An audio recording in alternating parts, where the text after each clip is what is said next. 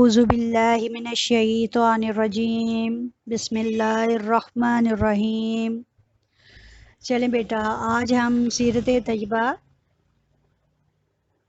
हज़रत मोहम्मद सल्लल्लाहु अलैहि वसल्लम की ज़िंदगी के दो और पहलू जो हैं वो आपके सामने डिस्कस करेंगे, जिनमें है जानवरों पर शफ़क़त और बच्चों से प्यार। बेसिक ये दोनों, और ये आपके सफ़ा नंबर 16 पर इसकी रीडिंग मौजूद है। हम उस रीडिंग ही की मदद से इसकी वजाहत भी करते चले जाएंगे। ठीक है। जानवरों पर शफ़क़त।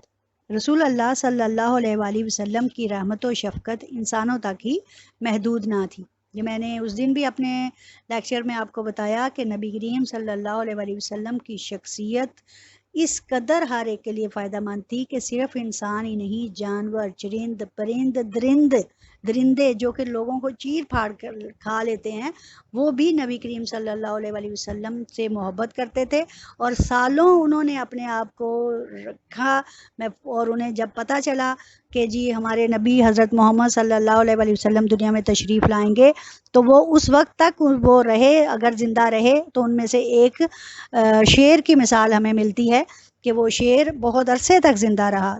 कोई भी वहाँ जंगल में जाता, शेर उसको चीर फाड़ खाता, लेकिन जब हज़रत मोहम्मद सल्लल्लाहु अलैहि वसल्लम वहाँ पहुँचे तो वो शेर आपके कदमों में आकर बैठ गया और उसने ज़ुबान से इस चीज़ का इकरार किया कि मैं बड़े अरसे से इन जंगलों, इन पहाड़ों के अंदर बैठा हुआ हूँ कि जब इस वादी में आप सल्लल्लाहु अलैहि वसल्लम आएंगे तो मैं उनकी ज़ियारत करूँगा। इसी तरह का एक वाक़या जो है वो चले जानवर ही है, उसका भी बयान कर दूं कि एक बद्दू जो है वो सहरा में कहीं जा रहा था, तो नबी करीम सल्लल्लाहु अलैहि वसल्लम से मुलाकात हो गई। तो नबी करीम सल्लल्लाहु अलैहि वसल्लम ने उसे इस्लाम की तबलीग की और उसे कहा कि मुसलमान हो जाओ। तो उस शख्स ने कहा, उसके हाथ में उस वक्त एक मुर्दा गो थी, जिसको वो कहते हैं ना बड़ा सा किरला था, और वो मुर्दा थी और उसने उसका शिकार किया हुआ था और हाथ में लटकाया हुआ था, वो लेकर आ रहा था। उसके दिल में एकदम शरारत सूझी। उसने कहा, चले नबी करीम सल्लल्लाहु अलैहि वसल्लम से कहता हूँ कि अगर इसको ज़िंदा कर दें और ये गवाही दे दे कि आप अल्लाह के रसूल हैं तो मैं आप पर ईमान ले आऊँगा।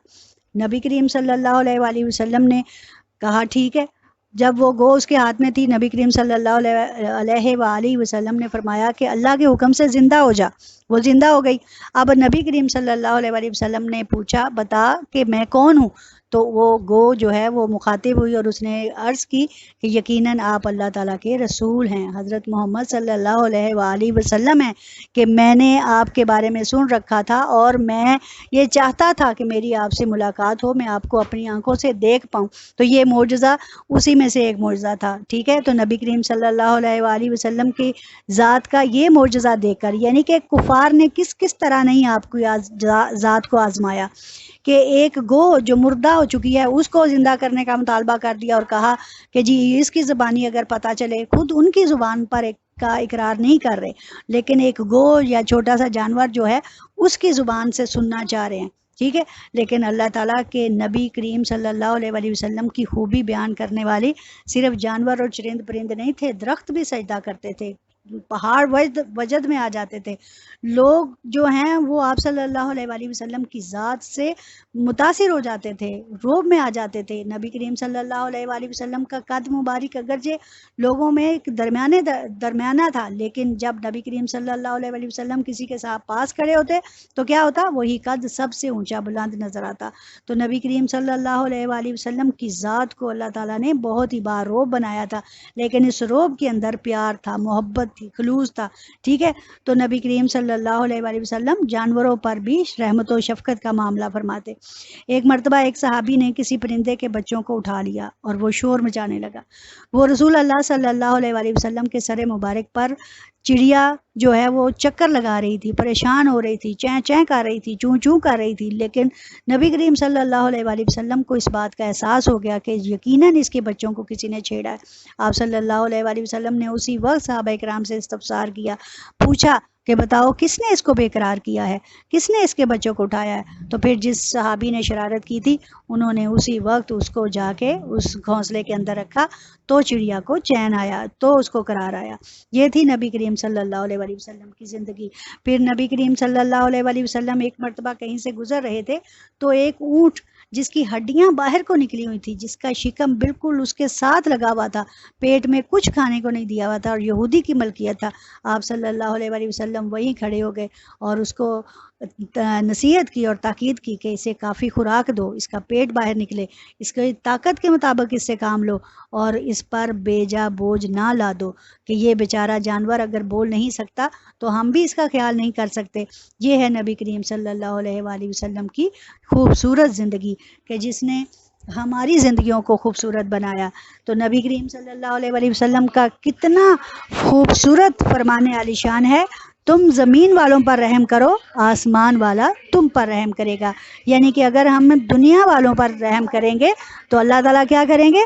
آسمان والا یعنی اللہ ہم پر اپنی دنیا کی بھی رحمت کرے گا اور آسمان والا بھی، اور آسمان پر بھی ہمارے لیے رحمتوں کو تیار رکھے گا۔ بچوں سے پیار، پیج نمبر 16 کا آخری پیراگراف، ٹھیک ہے؟ بچوں سے پیار۔ ایک بار رسول اللہ صلی اللہ علیہ وآلہ وسلم نے حضرت حسن رضی اللہ تعالیٰ عنہ کا بوسہ لیا۔ آپ کو معلوم ہے کہ حضرت حسن جب آپ صلی اللہ علیہ وآلہ وسلم نے وفات پائی تو حضرت حسن علیہ السلام یا حضرت حسن رضی اللہ تعالیٰ عنہ کی عمر مبارک کیا تھی اور حضرت امام حسین رضی اللہ تعالیٰ عنہ کی عمر مبارک کیا تھی؟ حضرت حسین رضی اللہ تعالیٰ عنہ 6 سال کے تھے اور حضرت امام حسن رضی اللہ تعالیٰ عنہ 7 سال کے تھے، ٹھیک ہے؟ صرف ان 6 اور 7 سالوں میں نبی کریم صلی اللہ علیہ وآلہ وسلم نے اپنی ساری محبت کا مرکز انہی کو بنائے رکھا، یعنی کہ آپ صلی اللہ علیہ وسلم ان سے انتہائی محبت کرتے تھے، فرماتے یہ جنت کے باغ کے پھول ہیں، ٹھیک ہے؟ اور نبی کریم صلی اللہ علیہ وسلم ان دونوں حضرات کے لبوں پر بوسہ دیا کرتے تھے اور انتہائی محبت اور شفقت کا اظہار کرتے تھے، بچوں کی طرح ان سے کشتی لڑتے، کبھی ان کے ساتھ کھیلتے، ان کے ساتھ ہر ممکن کوشش کرتے کہ ان کے ساتھ محبت کا اظہار کیا جائے، اور جب آپ مسجد میں تشریف لے آتے اور آپ ممبر پر بھی بیٹھے ہوتے تو بھاگ کر حضرت امام حسن اور حضرت امام حسین کو پکڑا کرتے تھے، یعنی کہ ان بچوں سے اتنی خصوصی محبت تھی۔ تو اسی طرح وہ ایک بار یعنی نبی کریم صلی اللہ علیہ وآلہ وسلم حضرت حسن رضی اللہ تعالیٰ عنہ کا بوسہ لے رہے تھے تو ایک بدو اقرا بن حابس وہاں اسی مجلس میں بیٹھا تھا۔ جب اس نے نبی کریم صلی اللہ علیہ وآلہ وسلم کو اس حالت میں دیکھا اور چومتے ہوئے دیکھا تو بولا کہ میرے 10 بچے ہیں، میں نے کبھی ان میں سے کسی کو پیار نہیں کیا۔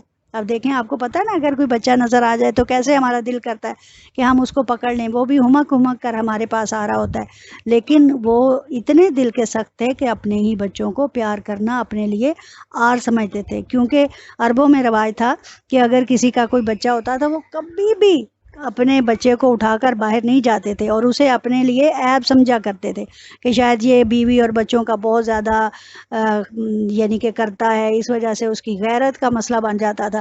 لیکن آپ صلی اللہ علیہ وآلہ وسلم نے اپنے دونوں دوتوں سے اور ان کے علاوہ بھی جتنے آپ صلی اللہ علیہ وسلم کے نواسے اور نواسیاں ہوئیں، آپ نے انتہائی محبت اور شفقت کا اظہار فرمایا، اور یہ اسی وجہ سے تھا تاکہ ان عربوں کو، ان جاہلوں کو پتہ چل جائے کہ ایسا کرنا اللہ تعالیٰ کو بالکل بھی پسند نہیں ہے، کہ بچے تو خصوصی محبت کے حقدار ہوتے ہیں۔ اس پر آپ صلی اللہ علیہ وآلہ وسلم نے اپنی ایک حدیث ارشاد فرمایا من لا یرحم لا یرحم، جو رحم نہیں کرتا اس پر رحم نہیں کیا جاتا، ٹھیک ہے؟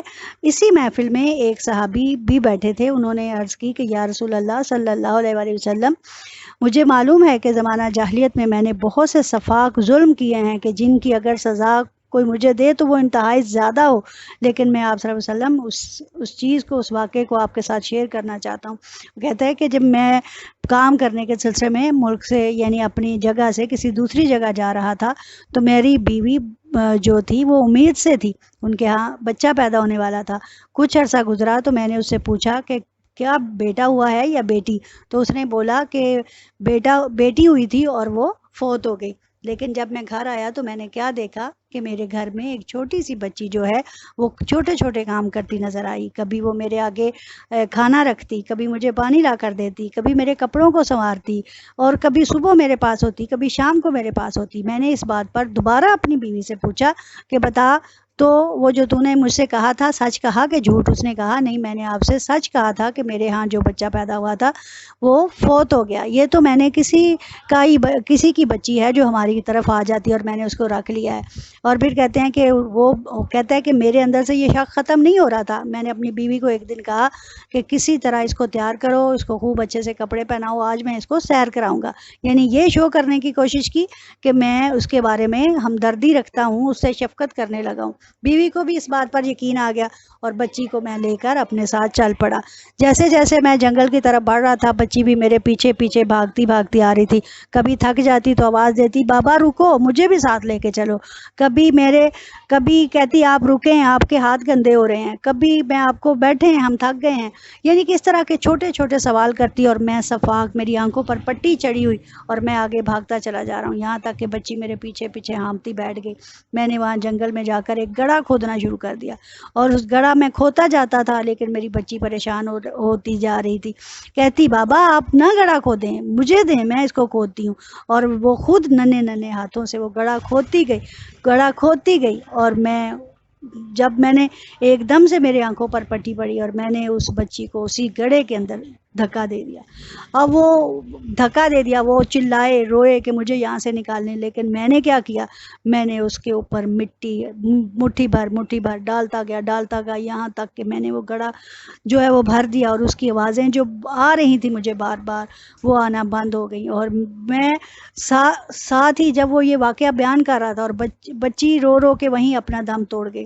اور کہتے ہیں کہ جب وہ واقعہ یہ بیان کر رہے تھے خود بھی بہت رو رہے تھے. اور نبی کریم صلی اللہ علیہ وآلہ وسلم نے جب یہ واقعہ سنا تو زاروں قطار ہچکیوں کے ساتھ نبی کریم صلی اللہ علیہ وآلہ وسلم روئے، انتہائی زیادہ روئے. یہاں تک کہ تمام صحابہ اکرام جو ہیں وہ رونے لگ گئے کہ اتنا صفاق. اور ہر ایک کے دل میں یہ تھا کہ اب نبی کریم صلی اللہ علیہ وآلہ وسلم اسے کوئی سزا سنائیں گے.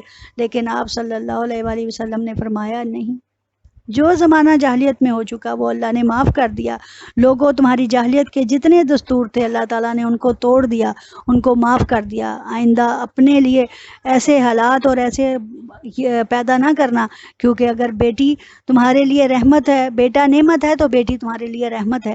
اور پھر نبی کریم صلی اللہ علیہ وآلہ وسلم کا کتنا خوبصورت ارشاد ہے کہ جس نے ایک بیٹی کو پالا پوسا، اس کی تربیت کی اور اس کی شادی کی، تو کل قیامت کے دن وہ نبی کریم صلی اللہ علیہ وآلہ وسلم کے ساتھ اس طرح ہوگا کہ جیسے دو انگلیاں برابر کی ساتھ والی ہوتی ہیں، شہادت کی انگلی اور ساتھ والی انگلی. پھر جس کے ہاں دو بیٹیاں ہوں، تین بیٹیاں اور سات بیٹیاں ہوں، تو پھر وہ کس قدر قربت کا حقدار ہوگا.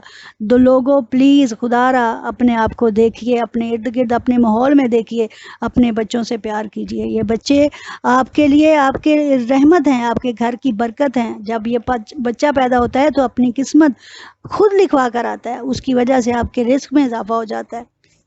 اس لیے میرے پیارے بچوں، آپ نے بھی بڑے ہونا ہے، آپ نے بھی ماں باپ بننا ہے.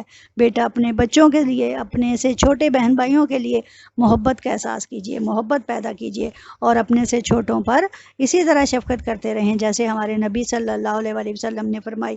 اور آپ صلی اللہ علیہ وآلہ وسلم کی ایک اور حدیث مبارکہ کہ جو شخص ہمارے چھوٹوں پر رحم نہیں کرتا وہ ہم میں سے نہیں. یہ پوری تو اس طرح ہے کہ جو شخص ہمارے چھوٹوں پر رحم نہیں کرتا اور بڑوں کا ادب نہیں کرتا وہ ہم میں سے نہیں. تو آج میرے بیٹے آپ کو یہ سبق اچھی طرح سے سمجھ آ گیا ہوگا. اللہ تعالی ہمیں نبی کریم صلی اللہ علیہ وآلہ وسلم کی زندگی سے فیض یاب ہونے کی توفیق عطا فرمائے اور ہمیں ایک دوسروں کے لیے آسانیاں پیدا کرنے والا اور آسانیاں بانٹنے والا بنائے اور ہم ایک دوسرے کے لیے اچھا کریں اور اچھا سوچیں. وآخر دعوانا الحمدللہ رب العالمین.